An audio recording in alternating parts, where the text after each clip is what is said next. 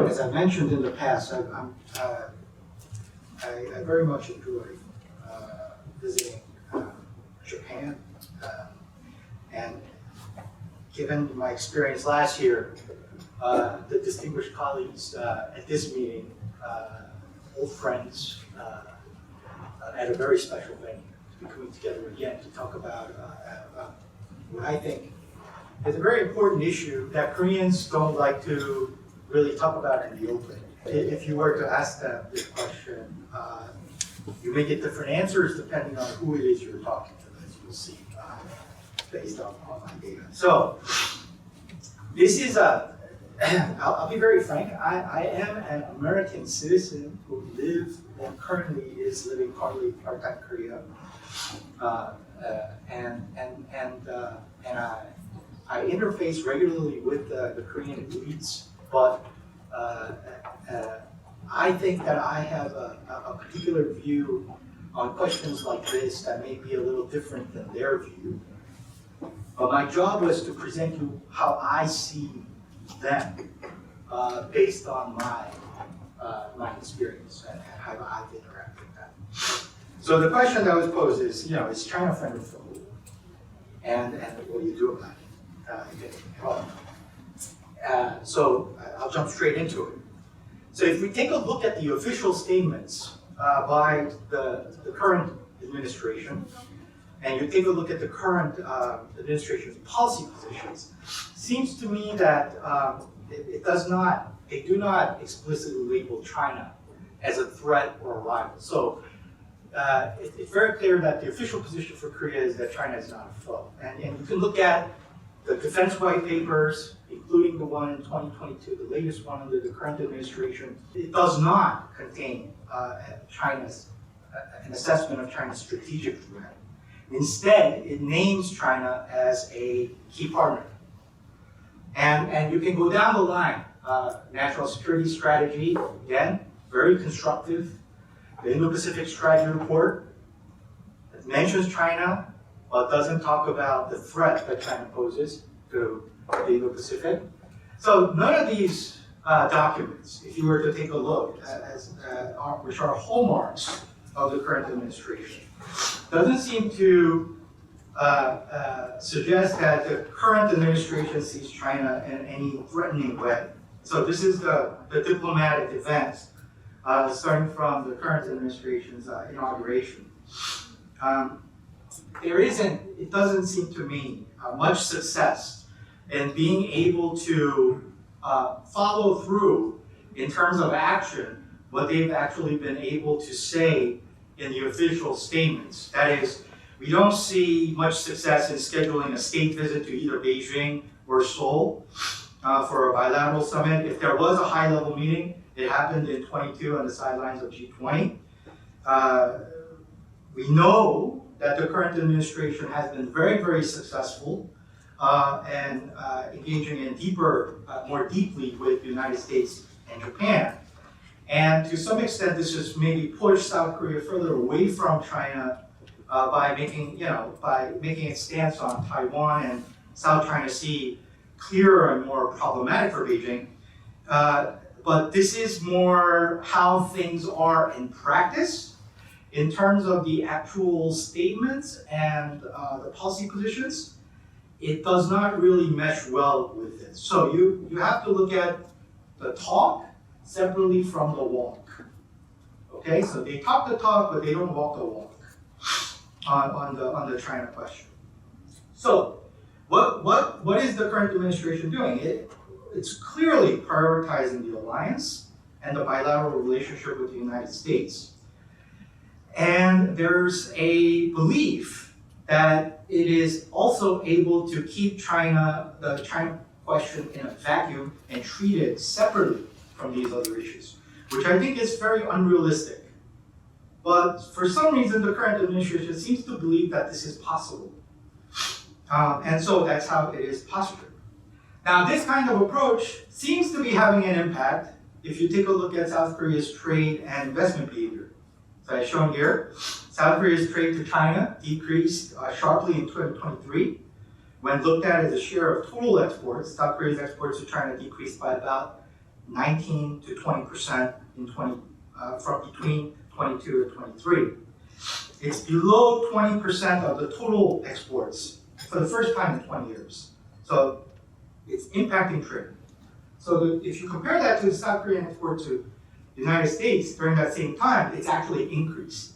So the trend is different for US and China. It seems to mesh more nicely with what South Korea has been doing on the diplomatic front, but it doesn't really mesh well with the policy statements.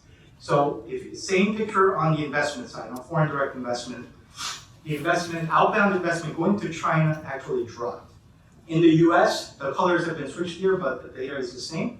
It's actually hasn't dropped as much as it has in China. So overall trend is an increasing trend of investments going out with the United States, more trade with the United States, less trade, less investment with China.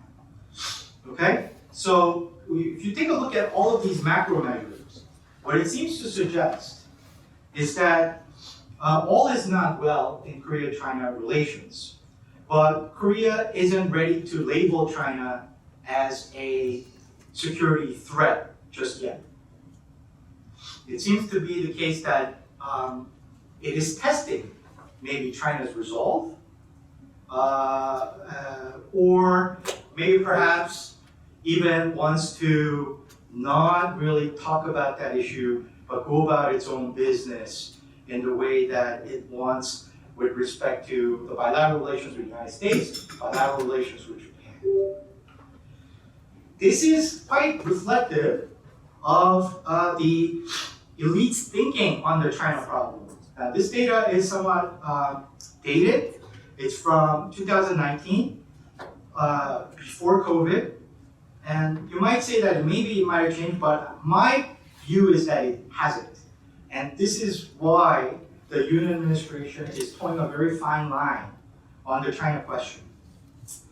If you look at the overall data here for the elites in South Korea, and this is about 300 elites, out of a sample of about 1,200.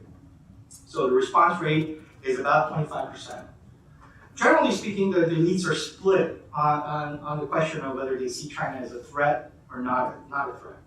And there's clear differences at the ideological, on the ideological spectrum. Progressives tend to see it less as a threat. Conservatives tend to see it more of a threat. Moderates generally more reflective of the overall trend. So, and the elite thinking, doesn't really change much over time, and I don't expect that to be, this to change anytime soon, unless we see some other, shocks or some other events. Perhaps a Ukraine-like event in the region. You can guess what some of those kinds of events might look like. Could potentially change the way that South Korean elites think about this. But the elites are clearly divided. This is not the case with the general public. So the general public tend to see China more negatively, and they just tend to see it more negatively over time and across different dimensions. And it's also very similar. So across different dimensions, we tend to see it more as a threat, even though there's a slight decrease on all of these measures. It's all over 50%. Majority, or supermajority, close to supermajority, think that China is a threat. If you take a look and compare this to other countries in the region, it's very similar to the view that the general public in Japan or Australia seem to hold, and also in Taiwan as well. So while the current South Korean administration appears to favor a more constructive approach to the bilateral relationship with China, which is defined by what Yoon calls mutual respect and deeper engagement, it also wants to maintain good relationship with the United States and other like-minded countries as well. So what's the goal here? The goal may be, on the one hand, the elites are trying to see if they could dance around this issue without politicizing it, so as to give the South Korean economy and the businesses more time to figure out how to de-risk away from China or how to adjust to a new environment that may look more contentious between the allies and mainland. If you take a look at the domestic policies, South Korea is slow, but it is continuing to implement reforms. Just this past December, they passed a Framework Act on the supply chain stabilization support for economic security. And then the special law on aerospace security was just passed in January of this year. So it seems to be the case that even though President Yoon does not have majority, President Yoon's party, or the conservatives, do not have majority control of the National Assembly, the progressives and the moderates in the National Assembly still coming around slowly to the idea that they need to adjust to the new geopolitical environment brought on by increasing competition and tension between Washington and Beijing. So they want to slow this down as much as possible so that the economy and the businesses can adjust while strengthening the bilateral relationship and trying to engage with Beijing constructively if it is at all possible. So it's a mess. It's not a clear strategy, okay? There isn't a clear position here, and it is hoping that it can fly under the radar and move about this question in a very pragmatic way without bringing about a sudden change in the bilateral relationship between Korea and China. Now, this is all assuming that we do not have an exogenous shock.